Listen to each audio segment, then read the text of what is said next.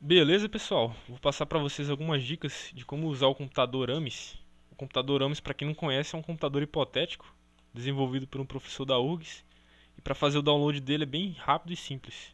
Vou até excluir o meu aqui. Vocês vão abrir esse link que eu deixei na descrição.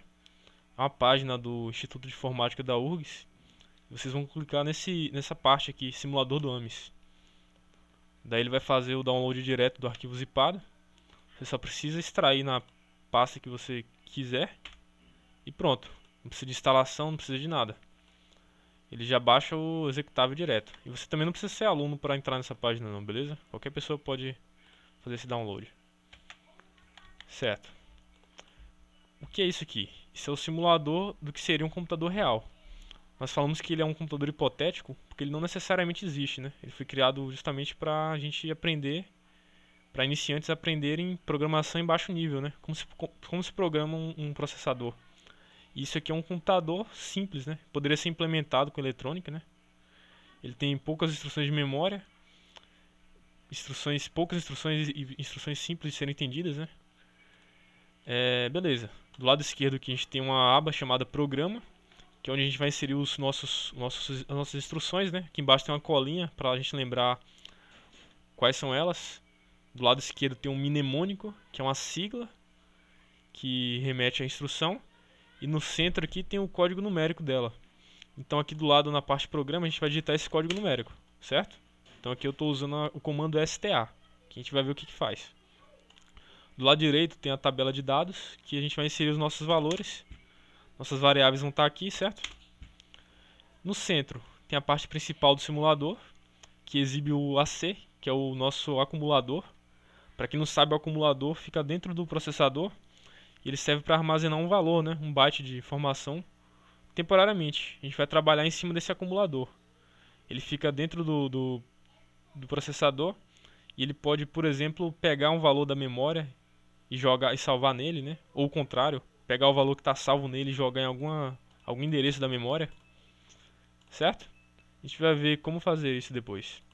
No centro aqui tem um PC, que é o contador de programa. Aqui está em zero, isso quer dizer que a linha de execução do programa está em zero. À medida que o programa vai sendo executado, ele vai avançando. Ele vai para casa 1, vai para casa 2, vai para o endereço 3, vai para o endereço 4, 5 e assim por diante, beleza? Aqui do lado da gente tem as nossas indicações de flags. Cada luzinha dessa pode estar acesa ou apagada e indica informação sobre o acumulador. A primeira é a flag de negativo, a segunda é a flag de zero, o V é de overflow, o C de carry e o B de borrow, beleza? Eu vou falar mais sobre isso em outro vídeo.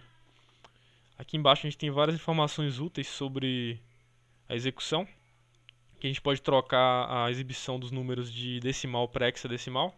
Isso não altera em nada a operação, é uma preferência do programador mesmo, porque internamente aqui o AMIS processa tudo em binário, beleza? Aqui finalmente a gente tem a opção de rodar o programa ou de rodar passo a passo. Tem os atalhos aqui que é o F9 e o F8, certo? Então beleza, bora para as instruções.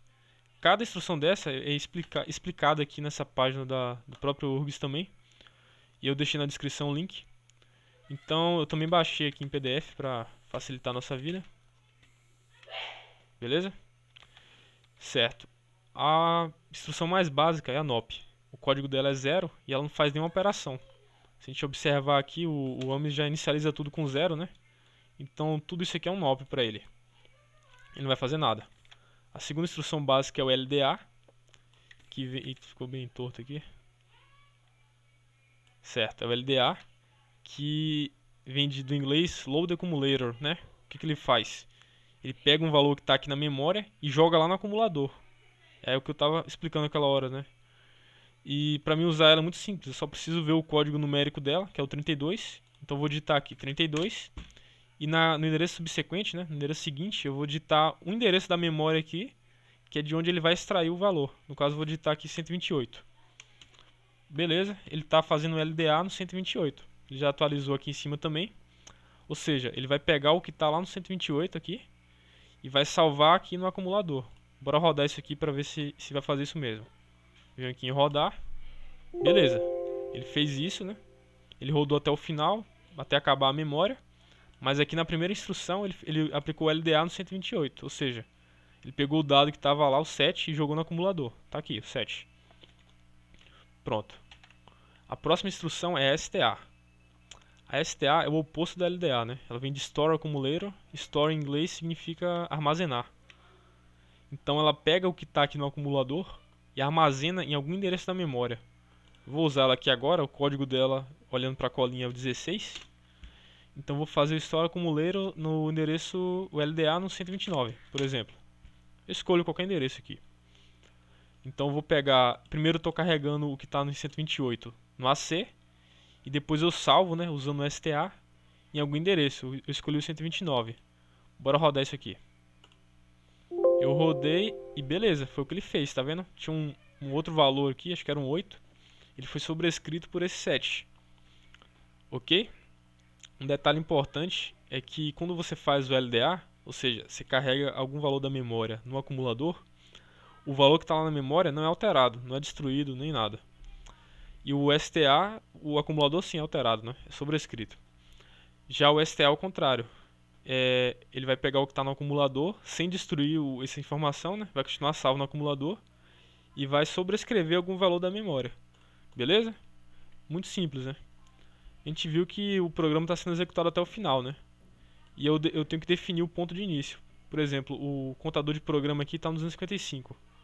Se eu clicar duas vezes aqui, ele vai para o 6. Se eu rodar o programa aqui, ó, ele rodou a partir do 6. Então ele não fez o que eu queria. Para me rodar de novo, eu sempre vou ter que zerar o contador.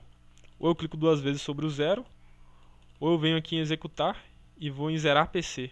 Tem um atalho F10 que ele reinicia o contador de programa para o endereço 0. Beleza? Então se eu vou alterar esse valor aqui para 99, quando eu executar de novo esse programa, ele vai fazer o que a gente queria. Ele vai carregar, né, o valor do 128 no acumulador e depois ele vai armazenar esse valor do acumulador no endereço 129. Eu vou rodar passo a passo dessa vez.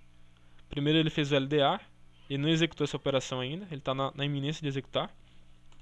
Ele carregou o 99 aqui, e o próximo passo que ele vai fazer, que é esse daqui, é salvar o que tiver no acumulador no endereço 129. Cliquei em executar passo a passo de novo e ele fez isso. Pronto. Se eu continuasse clicando, ele ia executando todos esses NOPs aí. Beleza? Então como é que a gente faz para encerrar um programa aqui logo, né? Porque para baixo não tem mais nada. A gente vai inserir o outro comando especial, que é o HLT. Certo? O HLT vem do inglês halt, né? Que significa encerrar, interromper. O código dele é o 240, ele é a última instrução ali. Então quando o contador de programa bater nessa instrução aqui, ele vai saber que é para encerrar o programa. Daí ele não vai ter que ir lá no final da memória, certo?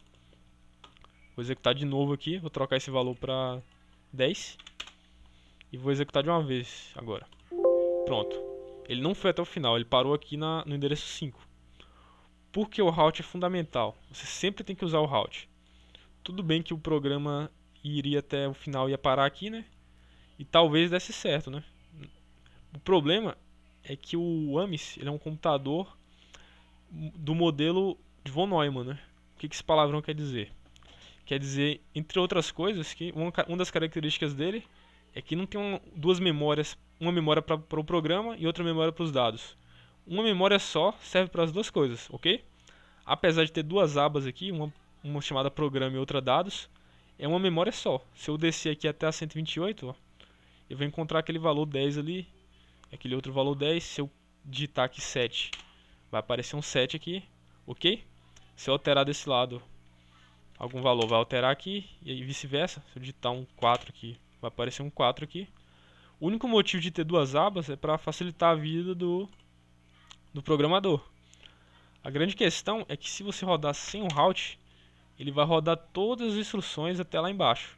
E quando ele chegar na parte dos dados, esses números aqui que a gente está vendo como se fosse um dado, porque é um dado na verdade, né? A gente salvou como um dado. A máquina não vai entender como se fosse um dado, ele vai achar que é uma instrução. Então se por exemplo eu tivesse salvo aqui o número 152, o que a máquina vai entender quando chegar aqui? Que isso não é um dado, isso é o comando JV, que a gente vai ver o que significa em outro vídeo, certo?